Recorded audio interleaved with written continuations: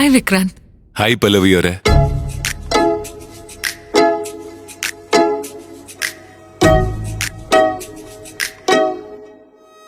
ಏನಿದು, ಇಬ್ರು ಒಂದೇ ಕ್ಲಾಸಲ್ಲಿ ಓದ್ತಾ ಇದ್ದೀರಾ? ನೋಡಿದ ತಕ್ಷಣ ಗುಡ್ ಮಾರ್ನಿಂಗ್ ಹಾಯ್ ಏನಾದ್ರೂ ಹೇಳ್ಬೇಕಲ್ವಾ? ಅಮ್ಮ, ನಾನು ಎ ಅಂದ್ರೆ ಅವನು ಬಿ ಅಂತಾನ.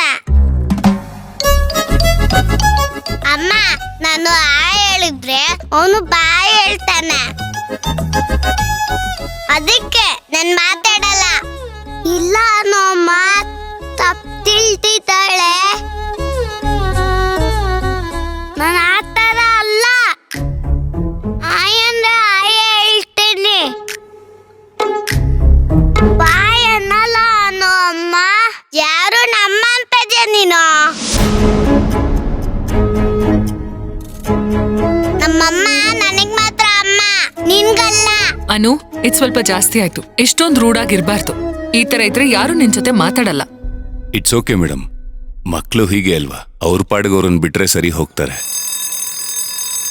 ಅನು, ಬೆಲ್ಲಾಯ್ತು.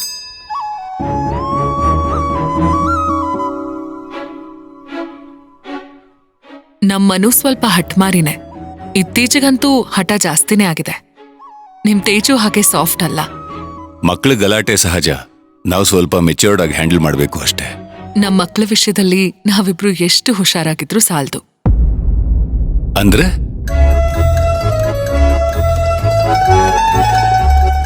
ಅಂದ್ರೆ ನಮ್ಮ ಮಕ್ಕಳು ಬಿಹೇವಿಯರ್ ಅಲ್ಲಿ, ಮಾತಲ್ಲಿ ಒಂಚೂರು ವ್ಯತ್ಯಾಸ ಆದ್ರೂ ಇವರಿಬ್ರು ಡಿಸಿ ಮಕ್ಕಳು, ಅದೇನ್ ಕಲ್ಸಿದಾರೋ ಅಂತ ಜನಗಳೆಲ್ಲ ಮಾತಾಡ್ಕೋತಾರೆ. ಜನಗಳಿಗೇನ್ ಬಿಡಿ ಮೇಡಮ್, ತಿಳುವಳಿಕೆ ಇರೋರ್ಗಿಂತ ತಪ್ಪು ತಿಳುವಳಿಕೆ ಇಟ್ಕೊಂಡು ಬದುಕೋರೇ ಜಾಸ್ತಿ. ಅದು ಸರಿನೇ. ಸರಿ ಮೇಡಮ್, ಬರ್ತೀನಿ. ನಾನ್ಯಾಕೆ ಮಕ್ಕಳ ವಿಚಾರದಲ್ಲಿ ವಿಕ್ರಾಂತ್ ಅವ್ರ ಮೇಲೆ ಕೋಪ ಮಾಡ್ಕೊಂಡೆ? ಮಕ್ಳಿಗೆ ಇಂಪಾರ್ಟೆನ್ಸ್ ಇರಬೇಕು, ಆದ್ರೆ ಅವರಾಡೋ ಮಾತಿಗೆ ಇಂಪಾರ್ಟೆನ್ಸ್ ಇರಬಾರ್ದು. ಸುಮ್ಮನೆ ಅವ್ರ ಮೇಲೆ ಕೋಪ ಮಾಡ್ಕೊಂಡೆ ನಾನು. ಸಾರಿ ವಿಕ್ರಾಂತ್.